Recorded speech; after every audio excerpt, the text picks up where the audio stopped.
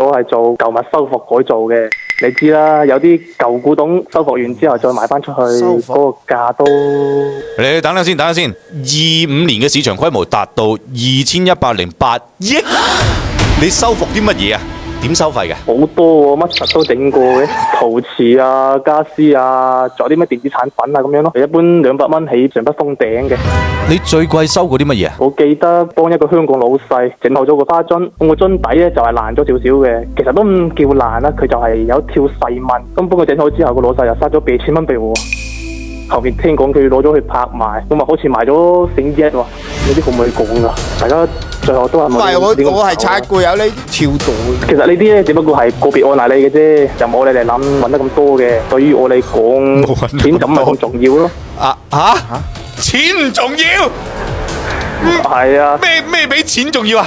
咁講啦，就有一次我記得印象非常之深刻嘅，有個客戶叫我幫佢整翻隻手鐲喎，隻手鐲就已經分開咗幾嚿噶啦，同佢整翻好啦，之後又俾翻佢，佢攞到之後咧就啪一聲就跪咗喺地下，佢就爆喊咗5分鐘，我嚇死我啊！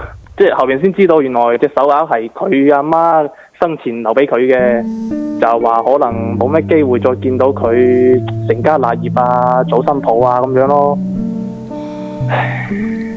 所以當時我睇到呢個反應嘅時候，我覺得自己做呢行意義確實係大過一切嘅，包括錢咯。有意義。喂，好多人都想入行喎，大家先關注，我學先啊。幫我揀咗車先啦，好嘛？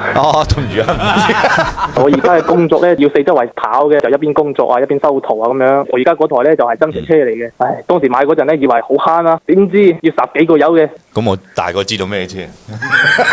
我知啦，仲要日日同佢叉電喎，嗰個維修成本又貴喎，所以今年就想換一台慳啲嘅，維修成本又低啲啊，空間又大啲啊咁樣。有啲同事話，因為就換翻油車啦，有啲就話不如試下電車啦，咁樣就打電話上嚟問下你哋意見咯。你自己有冇睇中乜嘢啊？之前有朋友推薦過嘅，有一台叫羅咩90啊，嗰隻車點樣？樂道 L90。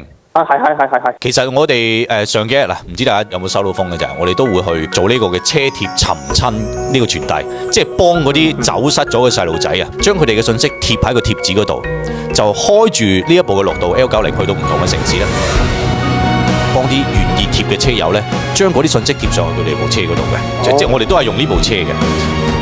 其實我哋即係之前都喺度考慮點解我哋會選擇呢一台車電車咧，最怕嘅就係充電麻煩啊嘛。佢呢隻 L90咧最大嘅賣點，我個人認為啊，應該就係可以換電嘅。小樂，我要去最近嘅換電站。需要自動下單嗎？就好似你屋企嗰啲遙控啊，以前舊手機啊，換電池一樣嘅啫嘛。將嗰啲冇電嘅卸落嚟，大概3分鐘左右咧，換一塊充好咗嘅上去。而且佢每個電池咧，我係真係有做過功課嘅。喺換電站嗰度係經過10幾項嘅檢測，保證健康先至會換翻上去你部車嗰度。所以唔使擔心話，即係3、5年之後電池會衰減啊，或者係安全嘅呢啲問題啦。佢哋而家有3500幾座嘅充電站，高速上邊咧每180公里就有一個站嘅。呢個數字不斷升高。咁我哋咧就一次行程咧，希望爭取多啲時間去多啲嘅地方去傳遞啦。咁你就喺路上邊梗係奔波揾食噶啦。咁唔通仲要喺嗰啲服務站嗰度同人爭嗰個充電槍咩？係嘛？咁又係，聽你咁講好似又幾好喎。呢隻車大概幾錢㗎？嗱，人少少地嚇，講個秘密俾你聽啊。我哋係冇買斷電池嘅，我哋用租電嘅方式 L90 17-8萬起步，慳咗8萬幾蚊。冇買電池即係點啊？即係得個車殼啊？黐線！租電池其實幾好㗎，購車嘅門檻低。用租電嘅方式咧，電池有啲咩問題都好咧，廠家自己兜底，即係唔使自己出錢去維修啊。第二個就係咩咧？喺2手車市場，好多人唔知㗎，租電嘅咧比買斷電池嘅咧個保值率係高好多嘅。嗱，呢隻車咧，我哋研究過，上市大概3個月左右，交付咗3萬幾台，有咁嘅保有量，可以套入到一個公司入邊，你自己一計就會知道。而且呢台車咧，我哋中意佢大3排嘅體驗，5座嘅價錢，一步到位。佢嗰個空間夠唔夠㗎？因為我平時咧自己開得多啊，因為有時咧就會同啲屋企人啊去露下營啊咁樣咯。佢有7座㗎嘛，平時又可以當大5座嚟用㗎嘛。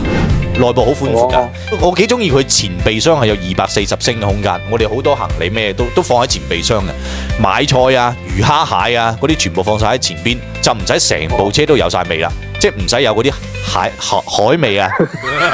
又開車。好，後備箱咧仲有一個深坑嘅，用過就知道幾方便啦。仲有嗰啲咩3排腿部空間超過1米啊，零重力座椅啊，總之咧我覺得你可以去試試啦，應該幾適合你。哦，好啊好啊好啊！你上面咪講嗰個咩車貼尋親嘅，下一站諗住去邊啊？可唔可以幫我部車貼埋得唔得㗎？